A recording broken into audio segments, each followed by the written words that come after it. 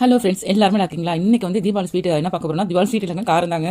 உருளைக்கிழங்கு சிப்ஸ் சின்னவங்கலேருந்து பெரியவங்க வரைக்கும் எல்லாருமே அடிக்ட் ஆகிற ஒரே ஸ்நாக்ஸ் என்ன பார்த்தீங்கன்னா இந்த உருளைக்கிழங்கு சிப்ஸ் தாங்க. இது பாருங்க, நம்ம வீட்டில் செய்யறதா எவ்வளோ கிறிஸ்பியாக உங்களுக்கு அது நல்லா வந்துருக்குங்கிறது. இதை பார்த்தீங்கன்னா அந்த பேசன் சவுண்டே கேட்கு பாருங்க. அந்த அளவுக்கு நல்லா கிறிஸ்பாக இருந்தால் இந்த மாதிரி சவுண்ட் கேட்கும். உடச்சு காப்பிடும் பாருங்க, எந்த அளவுக்கு சவுண்ட் வருதுன்னு பாருங்க.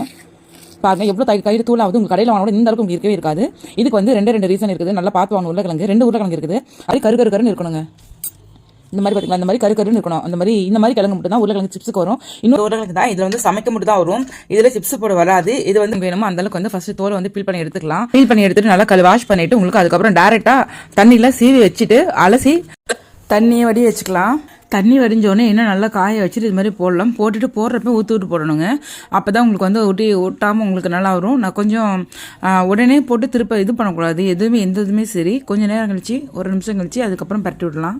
1 நிமிஷம் வச்சு நல்லா பரட்டி விட்டோன்னே நொறாடங்கன்னு உங்களுக்கு எடுத்து நம்ம எடுத்துடலாங்க. அவ்வளோதான் சிப்ஸ் ரெடி. அப்புறம் இன்னொரு டிப்ஸ் என்னன்னு பார்த்தீங்கன்னா, எண்ணெயிலேருந்து எடுத்து டேரெக்டாக அது மாதிரி பேசல போட்டக்கூடாது. தனியாக அதில் வச்சுருப்பேன். அப்படியே அந்த கரண்டியோட வச்சிருப்பேன். உங்களுக்கு அந்த எண்ணெய் வடிட்டு வச்சு வடியணும். அடுத்த சிப்ஸ் எடுக்கிறப்ப தான் அந்த எண்ணெய் வடிட்டுலேருந்து எடுத்து இந்த மாதிரி பேசனில் போட்டுக்கணும். உங்களுக்கு ஆனால் உடனே அது உப்பு போட்டு மிளகாத்தூள் போட்டு லைட்டாக கொஞ்சம் சூடாகணும்னு எடுத்து வச்சணும். ஏன்னா இப்போ மழை பெய்யுது பார்த்தீங்களா, தீபாவளி இப்போலாம் மழை பெஞ்சிருக்கு பாருங்களேன். அதனால தான் உங்களுக்கு சொல்கிறேன். நான் நல்லா போட்டுட்டு ஆறணுன்னே அதனும் சுட வைக்கக்கூடாது. ஆறணுன்னே எடுத்து போட்டு வச்சுனா கிறிஸ்பாக அப்படியே இருக்கும்.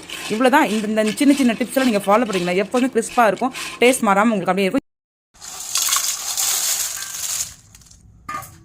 இந்த உப்பு மிளகாத்தூள் சரி, இந்த சிப்ஸுக்கு மட்டும் ஸ்பூனில் போடுறதுக்கு எனக்கு கை வராதுங்க. அது அப்படியே பழகிச்சு. இது எடுத்து மேனுவலாக அப்படி கையில் எடுத்து அப்படி விசிறிட்டு போடணும். தூவி போட்டால் தான் அது ஒரு இதே இருக்கும். இது இப்போ மிளகாத்தூள் தான் போடுறேன்.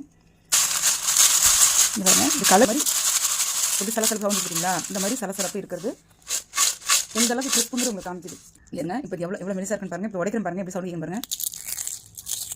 பார்த்தீங்களா எந்த அளவுக்கு கிறிஸ்பாக இருக்குன்னு பாருங்கள். இது 4 உருளைக்கிழங்கோட தான். 4 உருளைக்கிழங்கு எவ்வளோ வரும்? 1/4 கிலோ 300 வருமா? 4 உருளைக்கிழங்கு இவ்வளோ வருது. வெளியில் அதிகமாக காசு போட்டு வாங்குறது நம்ம வீட்டிலேயே செஞ்சோம்னா கம்மி தான்.